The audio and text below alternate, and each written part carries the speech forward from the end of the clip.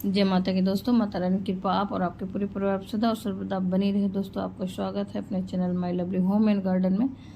दोस्तों, आज की वीडियो में हम लोग बात करेंगे कि सावन माह के कृष्ण पक्ष में पड़ने वाले प्रदोष व्रत के बारे में। प्रदोष व्रत कब है, इस दिन प्रदोष काल का समय कब से कब तक है, सूर्योदय और सूर्यास्त का समय क्या है, राहु काल का समय क्या होगा, त्रयोदशी तिथि कब से प्रारंभ हो रही है और कब तक रहेगी। साथ ही आप जानेंगे प्रदोष व्रत की पूजा विधि और मंत्र। साथ में हम लोग जानेंगे दोस्तों महात्मा के बारे में। तो दोस्तों, उसके साथ ही हम लोग जाने इस दिन क्या करना है और क्या नहीं करना है।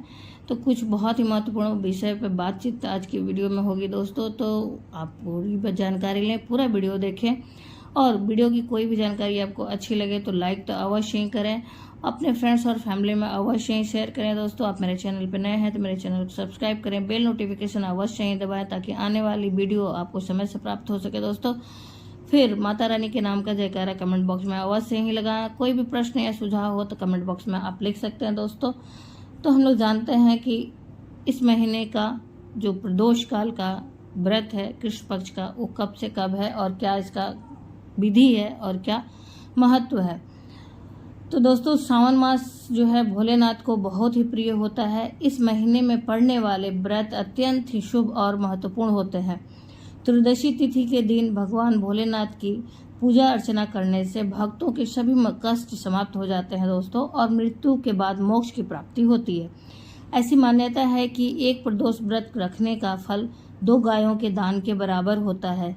इस व्रत के महात्म को वेदों में ज्ञानी ऋषि श्री शुद्ध जी ने गंगा नदी के तट पर ऋषियों से बताया था। उन्होंने कहा था कि कलयुग में जब अधर्म का बोलबाला रहेगा, लोग धर्म के मार्ग को छोड़कर अधर्म के मार्ग पर चल पड़ेंगे, उस समय यह व्रत एक माध्यम बनेगा जिसके द्वारा वे भगवान भोलेनाथ की पूजा अर्चना कर उपवास रखकर अपने पापों का प्रायश्चित कर सकेंगे और अपने सभी कष्टों को दूर कर सकेंगे।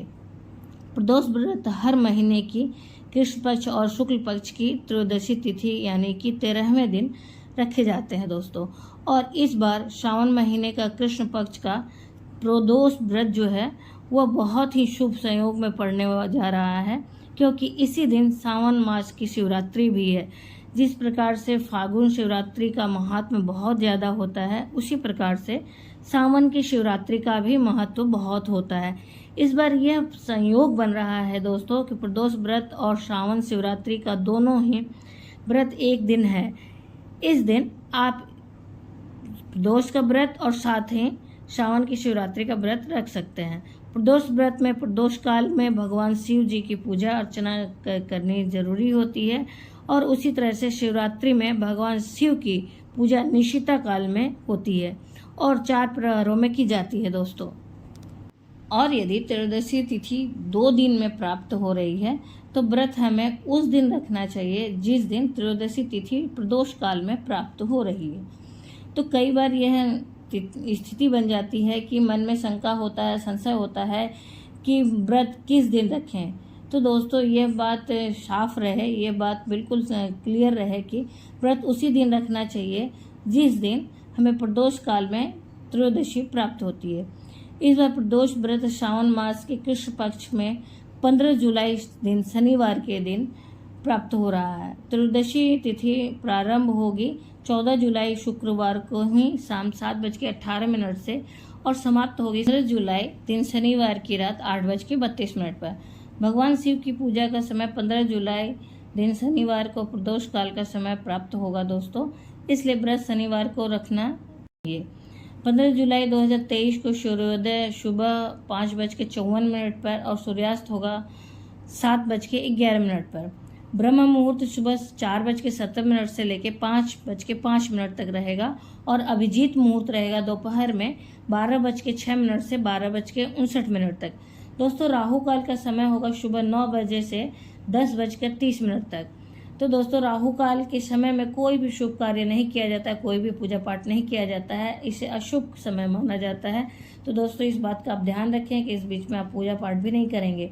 सुबह की पूजा अपने घर में स्नान आदि करने के बाद, स्वच्छ साफ कपड़े पहनने के बाद, सूर्य देव को जल अर्पित करने के बाद दोस्तों अपने घर के पूजा स्थल पर पहुंचे और सर्वप्रथम जल का छिड़काव करें, गंगा जल का छिड़काव करें और शुद्धिकरण के बाद अगर आप व्रत धारण करते हैं तो संकल्प अवश्य धारण करें। संकल्प के लिए आप अपने हाथ में जल, अक्षत, पुष्प और कुछ पैसे लेकर अपने नाम, गोत्र, स्थान, तिथि, मास और अपनी मनोकामना को बोलते हुए भगवान से क्षमा याचना करते हुए आप कहें कि भगवान आप हमें शक्ति दें कि इस व्रत को मैं निर्विघ्न पूरा कर सकूं। और इस बात को कहते हुए अपने हाथ के जो संकल्प वाली वस्तुएं हैं उन्हें भगवान के चरणों में अर्पित करें। फिर उसके बाद भगवान के किसी भी रूप है, जैसे कि आपके यहाँ अगर शिवलिंग है या प्रतिमा है या फिर आपके पास में कोई तस्वीर है भगवान की, तो आप अगर तस्वीर है तो जल का, गंगा जल का छिड़काव करें, शुद्धिकरण करें। अगर तस्वीर नहीं, विग्रह रूप में है, भगवान मूर्ति है या फिर शिवलिंग है, तो आप उसकी गंगा जल अभिषेक करें, फिर पंचामृत अभिषेक करें। फिर उसके बाद जल, शुद्ध जल से स्नान कराने के बाद साफ स्वच्छ कपड़े से पोंछ कर सुखा लें। फिर भगवान का श्रृंगार करें।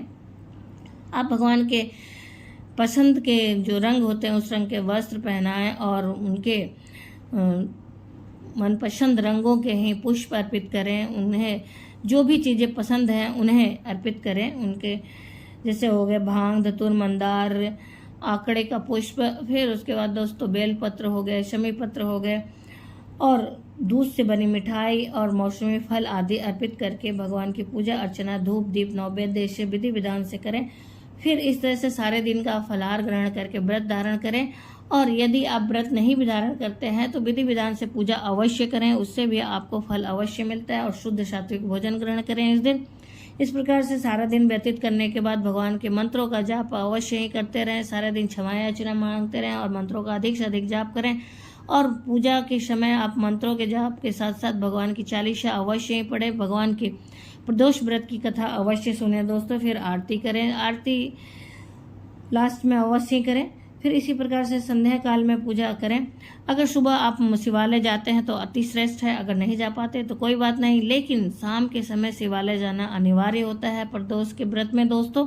तो प्रदोष के व्रत में प्रदोष काल की पूजा, शिव अपने घर की पूजा करने के बाद आप शिवालय मंदिर में, शिव जी के किसी मंदिर में अवश्य जाएं और वहाँ पे शिवलिंग की विधि विधान से पूजा करें, जलाभिषेक करें, पंचामृत अभिषेक करें और सभी प्रिय वस्तुओं का भगवान को अर्पित करें दोस्तों।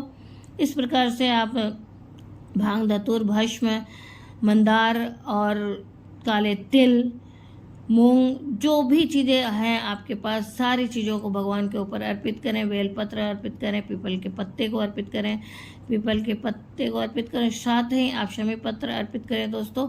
और सभी चीज़ों को अर्पित करके भगवान का भोग आदि अर्पित करें और विधि विधान से पूजन करें। भगवान के मंत्रों का जाप करें और पाठ करें। अगर मंदिर में बैठ के कर सकते हैं, वहाँ पे सुन सकते हैं, श्रवण करें या पाठ करें। नहीं तो आप घर पे आके अवश्य ही श्रवण करें और पाठ करें और मंत्रों का जाप करें दोस्तों। फिर उसके बाद आरती अवश्य करें।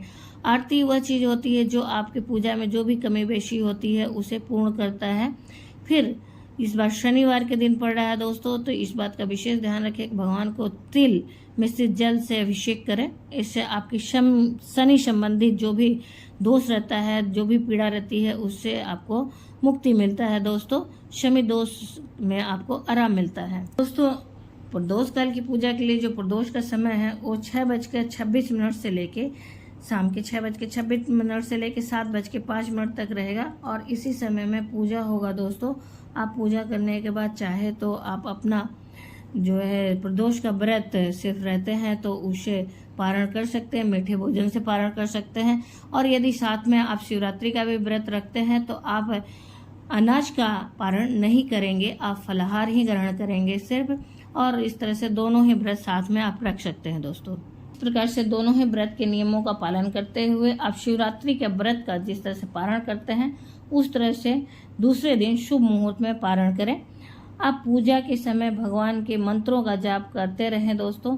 जैसे कि आप भगवान के मंत्र जो उनके प्रिय मंत्र हैं उसे आप जाप कर सकते हैं। जैसे ओम नमः शिवाय हो गया, ओम महेश्वराय नमः का जाप कर सकते हैं या ओम संभवे नमः का जाप कर सकते हैं। ओम पता नमः का जाप कर सकते हैं। जो मंत्र आपको आसान लगे उसका जाप कर सकते हैं, नहीं तो श्री शिवाय नमस्तुभ्यम का आप जाप कर सकते हैं। दोस्तों ये बहुत ही आसान मंत्र है, श्री शिवाय नमस्तुभ्यम, या फिर नमः शिवाय। अगर महिला हैं आप तो नमः शिवाय का जाप करें। इस प्रकार से भगवान के मंत्रों का जाप करें और विधि विधान से पूजन करें। दोस्तों सारी सामग्री भगवान को अर्पित करें। फिर साथ ही दोस्तों आज के दिन शनि से संबंधित चीज़ों को अवश्य अर्पित करें, शनि दोष से, शनि पीड़ा से बचने के लिए।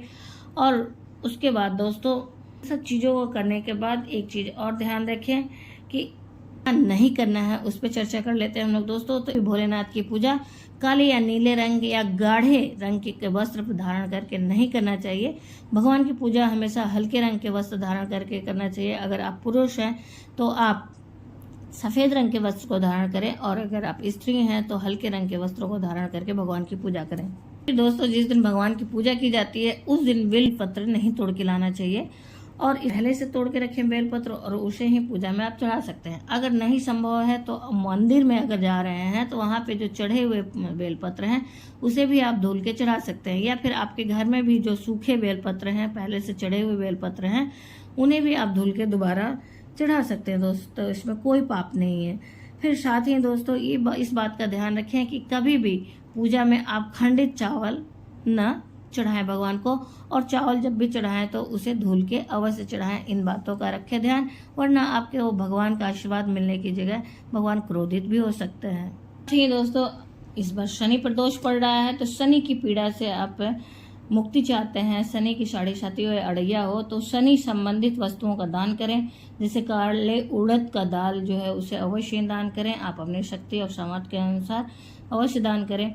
फिर उसके बाद दोस्तों शनिवार को वैसे भी हम लोग पीपल के वृक्ष के नीचे दीपक जलाते हैं, तो शनि प्रदोष है तो इस दिन तो अवश्य ही दीपक जलाएं, और सरसों के तेल के दीपक को जलाएं और उसमें काले तिल को जरूर ही मिलाएं दोस्तों।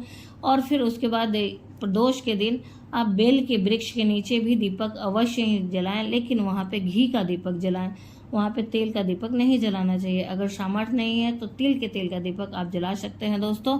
इस प्रकार से आप विधि विधान से पूजन करें, और फिर उसके बाद दोस्तों आप कथा का श्रवण अवश्य करें। तो दोस्तों ये तो रही पूरी जानकारी। उम्मीद करते हैं कि जानकारी आपको अच्छी लगी होगी। दोस्तों जानकारी अच्छी लगी तो लाइक तो अवश्य करें, आपके लाइक हम लोगों के लिए बहुत ही मायने रखते हैं। उसी से एक बात तो जरिए है जिससे हम लोगों को पता चलता है कि वीडियो आपको उपयोगी लगी दोस्तों। और वीडियो उपयोगी हो तो अपने फ्रेंड्स और फैमिली में ज़्यादा से ज़्यादा शेयर भी करें। आप मेरे चैनल पर नए हैं तो मेरे चैनल को सब्सक्राइब करें, बेल नोटिफिकेशन अवश्य दबाएँ ताकि आने वाली वीडियो आपको समय से प्राप्त हो सके दोस्तों। फिर माता रानी के नाम का जयकारा कमेंट बॉक्स में अवश्य ही लगाएं, जिससे कि आपके अंदर एक सकारात्मक ऊर्जा का संचार हो। कोई भी प्रश्न और सुझाव हो तो आप अवश्य ही लिख सकते हैं दोस्तों कमेंट बॉक्स में।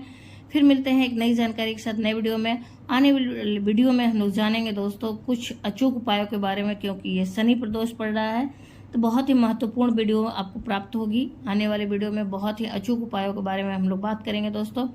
धन्यवाद दोस्तों, फिर मिलते हैं एक नई जानकारी के साथ नए वीडियो में। जय माता की, माता रानी की कृपा आप और आपके पूरे परिवार पर सदा और सर्वदा बनी रहे दोस्तों।